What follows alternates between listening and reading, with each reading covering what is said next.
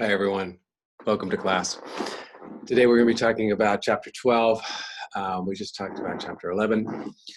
Chapter 12 is personality disorders. And let me start our PowerPoint here.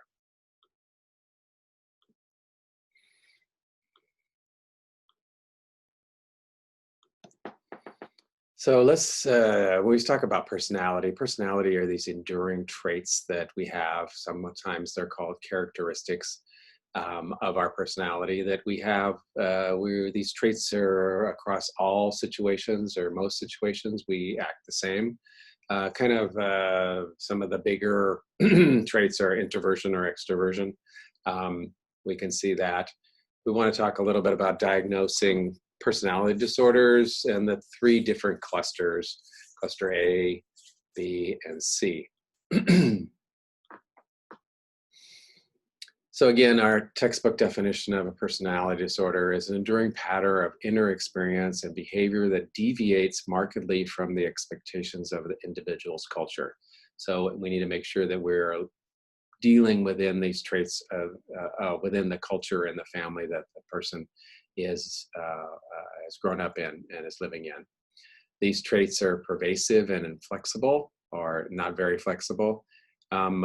Has the onset of adolescent or early adulthood and is stable over time. And again, in order to have a disorder, it has to cause distress to the person or the person around them.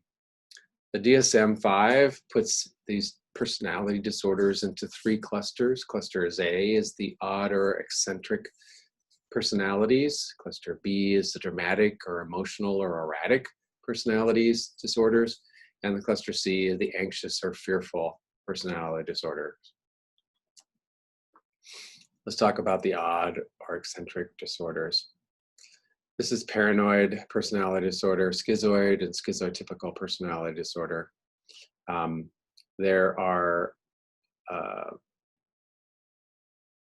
quite a few interesting concepts in here that you might want to read a little bit more about in our textbook.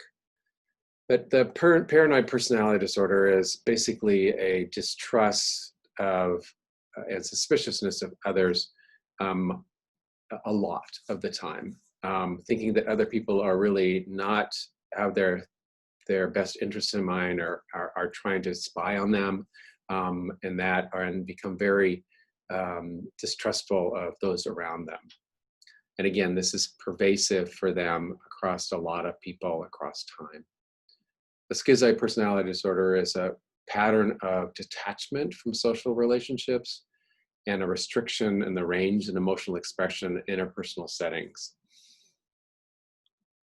Schizotypical personality disorder is a pattern of social interaction deficits marked by acute discomfort and reduced capacity for close relationships. In other words, these people, schizotypicals, avoid social contact because it is painful for them or causes them discomfort.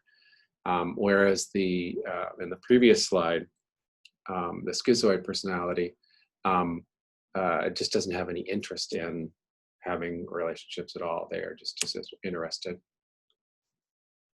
The dramatic or emotional or erratic disorders, cluster B, this includes the antisocial personality disorder, narcissistic personality disorder, borderline personality disorder, and the histrionic personality disorder. These people are often very charismatic, colorful people, life of the party. They tend to vacillate between extremes quite a bit. Antisocial personality disorder used to be the psychotic or psychopathic disorder, and is highly impulsive, irresponsible, and oftentimes will end up in prison.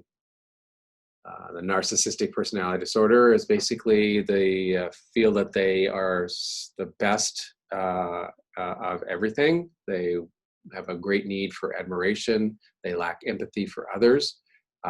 And they have this grandiosity about themselves and their importance. Borderline personality disorder is a pattern of unstable interpersonal relationships, an unstable self-image, unstable affect, and unstable impulsivity.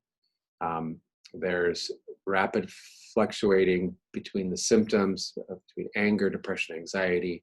They have a lot of impulsive behaviors, including self-injury and suicidal ideation and attempts. Histrionic personality disorder is a pattern of excessive and emotional attention-seeking behavior. These are the people that are all about the drama. They have really emotional periods of times. They will explode with anger, explode with pleasure, explode with whatever emotion they're feeling, and everyone in the room will know. And they tend to be very demanding in their drama. Cluster C, the anxious and fearful disorders, include the avoidant personality disorder, dependent personality disorder, and the obsessive compulsive personality disorder. The avoidant personality disorder basically has a pattern of social inhibitions. They feel inadequate. They don't have anything to give. They're hypersensitive to negative evaluation, so they will avoid criticism at all cost, and social interactions at all costs. The dependent personality is pretty much the opposite. These people need to be around someone that they are dependent upon. They fear separation from the person that makes them feel safe. They have difficulty making their own decisions. They will call you up and ask you what they should have for breakfast, and then what for lunch, and then what for dinner, and when they should eat it. And they will have a hard time making decisions for themselves. Obsessive compulsive personality disorder is a pervasive pattern of orderliness, perfectionism, kind of that OCD we were talking about, but more in a personality trait way rather than running around that circle, but is more kind of a perfectionistic personality thing.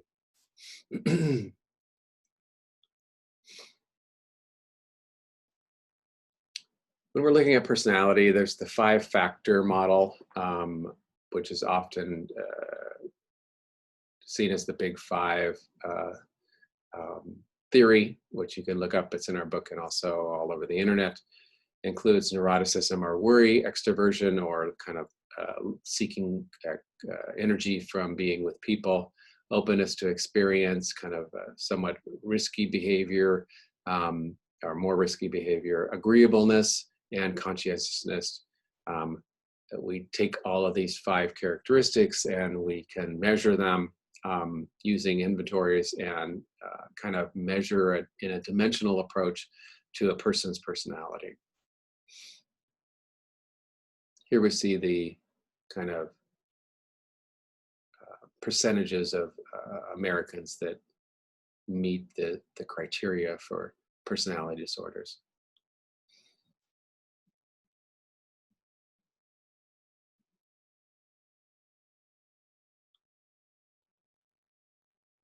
Treatment of personality disorders is very difficult because a lot of times the disorder is not causing the individual that's experiencing the disorder any kind of subjective distress. A lot of times they're causing problem for the people around them, but they oftentimes don't experience this way. So especially people who have narcissistic personality disorder or some of the other disorders are causing havoc in other people's life, but for them, it's hard. The dialectic behavioral therapy, the DBT, is probably the best for some of the borderline personality disorder, erratic behavior and emotional control or regulation is really helpful. Here's some of the DBT key skills.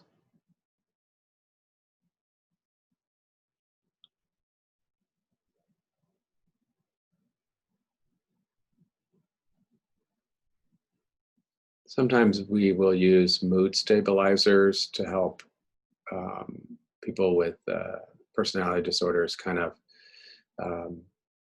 regulate their moods. And we come to the end of our personality disorder, short little personality disorders. Hi. Thanks for being with us. We're getting close to the end of the term. Keep checking our syllabus to make sure that you're keeping up with our assignments and our quizzes. Until next week, I will see you.